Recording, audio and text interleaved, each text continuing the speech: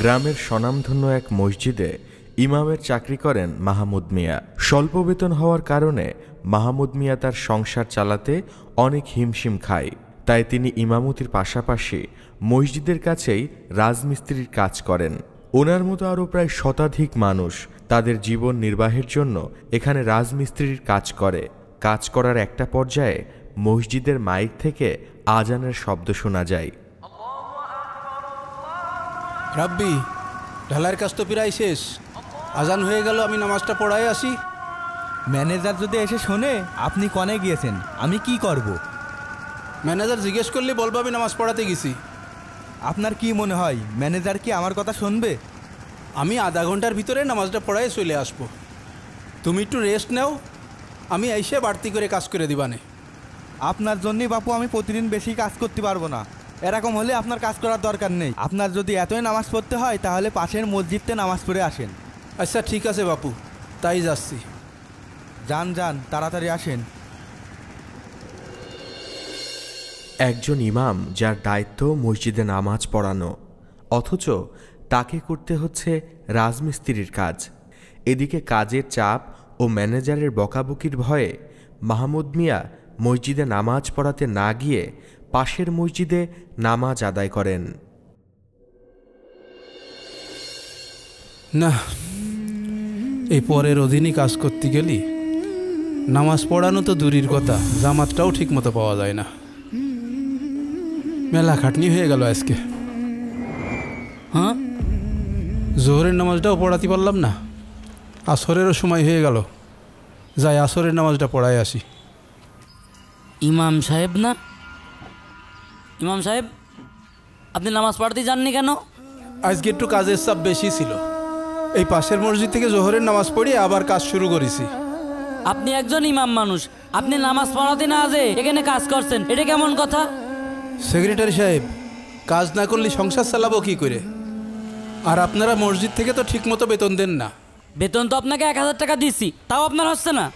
আসলে আপনাদের মতো ইমামদের লোভই কমে না। আর আপনি তো ইমামতি করার আগে বলেছেনই যা বেতন দেবেন তাতেই আপনি খুশি। এখন আপনি বেতন করছেন কি জন্যে? আমি কখনো আপনাদের বেতনের জন্যই চাপ দিইনি, আপনাদের বিবেকের উপরেই ছেড়ে দিয়েছি। কিন্তু আপনিই বলেন, একজন মানুষ সংসার চালাবে, 1000 টাকায় কি সংসার চলে? আমার তো বাড়িতে মা বাপ বউ বাচ্চা আছে। দেখেন ইমাম সাহেব, আপনারও তো ইতিহাস শোনার মতো সময় আমার নেই। আপনি না পারলে ছাপ বলে দেবেন যে আপনি নামাজ পড়াতে যেতে পারবেন না। আপনি মসজিদে না আসলে আমরা ঠিক মতো নামাজই পড়তে পারি না। আমি তো মুয়াজ্জিনের উপরে দায়িত্ব দিয়ে আসিছি, সে তো নামাজ পড়াতে পারে। মুয়াজ্জিনই যদি নামাজ পড়ায় তাহলে আপনাকে রেখে লাভ কি? মুয়াজ্জিনকে ইমাম সাহেবের বেতন দিয়ে রাখি। ঠিক আছে সেক্রেটারি সাহেব, আমি কাল থেকে ঠিক মতো নামাজ পড়াবো ইনশাআল্লাহ। আর একটা কথা শোনেন, ইমাম সাহেবকে রাজমিস্ত্রির কাজ, ভ্যান চালানো, এসব কাজ ইমাম সাহেবের মানায় না। সেক্রেটারি সাহেব, কোনো কাজই ছোট না। আসলে কিছু হুজুরদের কমন সেন্স বলতে কিছুই নেই। এত নিচু কাজ করলে আপনার পিছনে নামাজ পড়তে আমাদের লজ্জা লাগে, এটা আপনাকে বোঝা উচিত।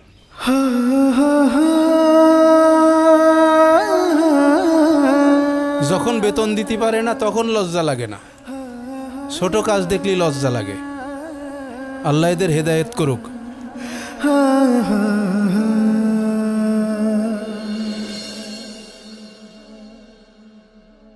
সেক্রেটারি সাহেব, একামত দেন। কেন সেক্রেটারি ইকামত দেবে কেন? ইমাম সাহেব কোথায়? ইমাম সাহেব একটু কাজে গিয়েছেন, এজন্য দুপুরে আসতে পারবেন না। এই খ্যাত মার্কা ইমাম সাহেব কোথায় পেয়েছেন? প্রায় দিন জোহরের নামাজ পড়াতে আসে না। না, হুজুরের কাজ কাম তো মোটেই হচ্ছে না। আর জুমার নামাজে আলোচনাও ভালো করে না। প্রত্যেক জুমায় শুধু সুদ ঘুষ এসব নিয়ে আলোচনা করে। কি বলছে ভাই এসব? এত করে বলি একটু নরম আলোচনা করেন, ওলিয়া উলিয়াদের গল্প বলেন, একদিনও সেই কাজ করবে না। আপনি দ্রুত একটা পদক্ষেপ নেন। সেদিন দেখলাম নামাজ না পড়ায় রাজমিস্ত্রি কাজ করছে। এসব লোকের পিছনে নামাজ পড়া যায়? কি আমাকে হুজুর রাজমিস্ত্রির কাজ করছে? হ্যাঁ। না, এ হুজুর রাখা যাবে না, হুজুর পাল্টাতেই হবে। হ্যাঁ, সেদিন দেখে তো আমারই লজ্জা লাগছিল। এসব তার কাটা ইমাম পরিবর্তন করেন যত দ্রুত সম্ভব। ঠিক আছে, আজই আমি নতুন ইমাম দেখছি। আচ্ছা, আজকের মতন আপনি নামাজ পড়ান, আর সেক্রেটারি আপনি ইকামত দেন। আল্লাহু চলেন আকবার, ভাই। আল্লাহু হ্যাঁ, আকিব, আকবার, ওঠো। আল্লাহু আপাতত নামাজটা পড়ে আকবার, নি। আল্লাহু আকবার। কমিটির লোকগুলো আবার ইমাম সাহেবের পিছনে লেগেছে। আমার মনে হয় এই ইমামও বেশি দিন টেকবে না নে। এই কমিটির লোকজন ইমাম সাহেবের পিছনে যেভাবে লাগে, এরা মনে করে যে ইমাম সাহেব ওকে টাকা দে কিনা গোলাম। ইমাম মানে তো নেতা, এরা সেই নেতা বলে তাকে মূল্যায়নই করে না। এরা কি মূল্য বোঝে নাকি? এরা ইমামের সাথে কামলার মতো আচরণ করে। আমাদের এই হুজুরটা খুবই ভালো মানুষ, নিজের দায়িত্ব সবসময় ভালোভাবে পালন করে। কমিটির লোকজন ঠিক মতো টাকা দেয় না, 3 মাস 6 মাস করে টাকা বাকি, তাও সঠিক সময় সে আজান দিত, নামাজ পড়াইতো। এসব সুদ ঘুষখোর কমিটি দিয়ে এর চেয়ে বেশি ভালো কিছু আশা করা যায় না। ভাই, মহল্লার ভিতরে তো আপনার অনেক সুনাম রয়েছে, আপনি চাইলেই তো এই কমিটির বিরুদ্ধে একটা ব্যবস্থা নিতে পারেন। আপনি একটু কিছু একটা বলে এই কমিটির বিরুদ্ধে একটা ব্যবস্থা নেন। এসব মূর্খ নির্লজ্জ মানুষের সাথে কথা বলতে আমার ঘৃণা করে। আর আমি বললেই যে ওরা শুনবে এমনটা না। কিন্তু ভাই, চোখের সামনে একজন ইমাম সাহেবের সাথে যা করছে, এরকম অন্যায় জুলুম তো আর সহ্য করা যাচ্ছে না। আপনি একটু তাড়াতাড়ি কিছু একটা করেন। হ্যাঁ, ঠিকই বলেছ, আমাকে এর একটা ব্যবস্থা নিতে হবে। চলো। আচ্ছা, কিভাবে কি করা যায়? তোমার কাছে এর কোনো কি সমাধান আছে?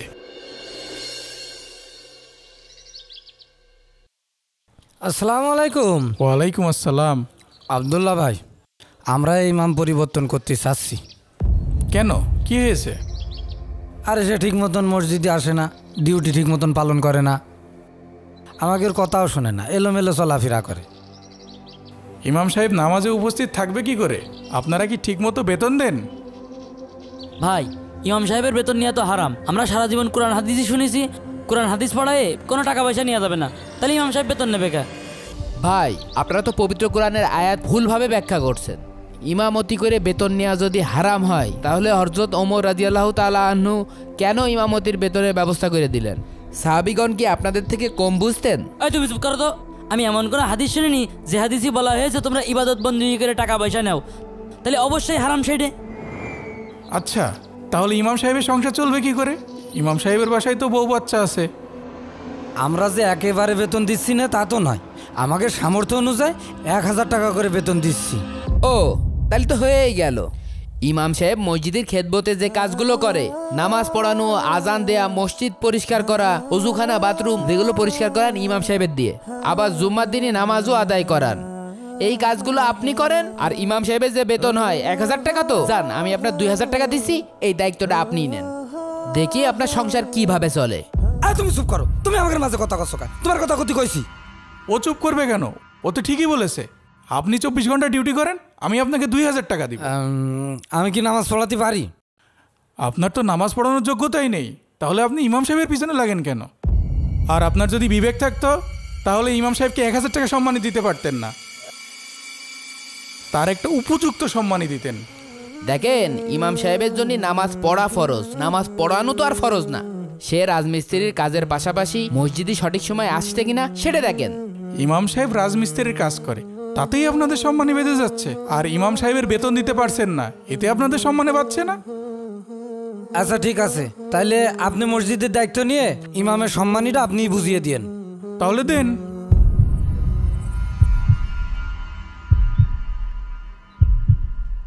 কি হলো, চুপ করে আছেন কেন? আপনারা ঠিকমতো দায়িত্ব পালন করবেনও না, আবার দায়িত্ব ছাড়বেনও না। ঠিক আছে, আপনারাই দায়িত্ব নেন, আমরা আর এই মসজিদে আসবো না। নে নতুন একটা মসজিদ বানায় সেখানে নামাজ পড়বানে। এই সেক্রেটারি, হাঁটো। চলেন।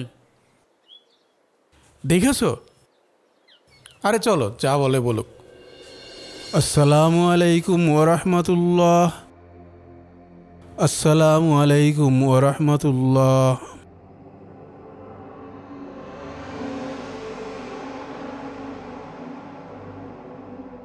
সম্মানিত মহল্লাবাসী, আমি আপনাদের উদ্দেশ্যে কিছু কথা বলতে চাই। আপনারা একটু মনোযোগ সহকারে শুনবেন। বর্তমানে আমাদের একটা পরিবারকে চালাতে 15 থেকে 20,000 টাকা খরচ হয়, অথচ আমরা একজন ইমাম রেখেছি যার বেতন দিচ্ছি মাত্র 1000 টাকা। আর আপনারাই বলেন, মাত্র 1000 টাকায় সে কিভাবে সংসার চালাবে? আমাদের ইমাম সাহেব আমাদের মসজিদে 24 ঘন্টা সময় দেয়, অথচ আমরা তাকে 1000 টাকা দিই, এতে সে কিভাবে সংসার চালাবে? যার কারণে সে বাধ্য হয়ে বাইরে শ্রমিকের কাজ করে।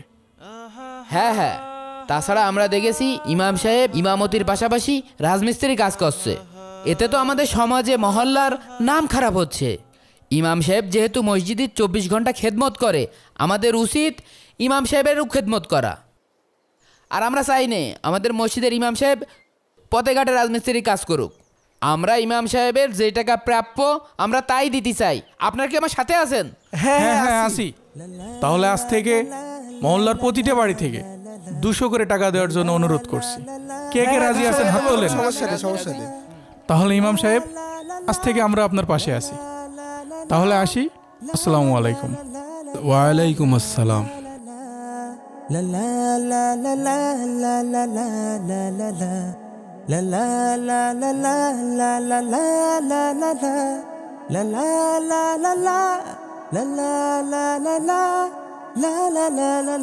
la la la la